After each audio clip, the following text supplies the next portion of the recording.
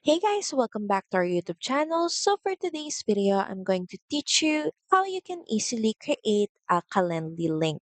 So first is head over to calendly.com and of course, make sure that you're logged into your account. Next, at the right corner of your screen, click on your profile icon and a drop-down menu will then appear. And from here, under account settings, click on my link.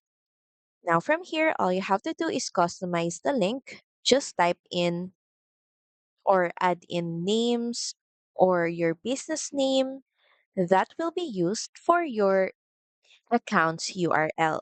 Make sure that it is available. Then once done, just head over and click on Save Changes.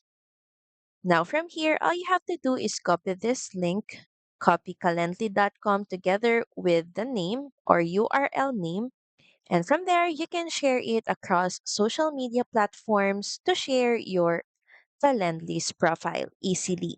So that's pretty much it. Thank you very much for watching this video. I hope that you find this video helpful. And if you do, please don't forget to like, share, and subscribe to the channel. And I will see you again on the next one. Bye!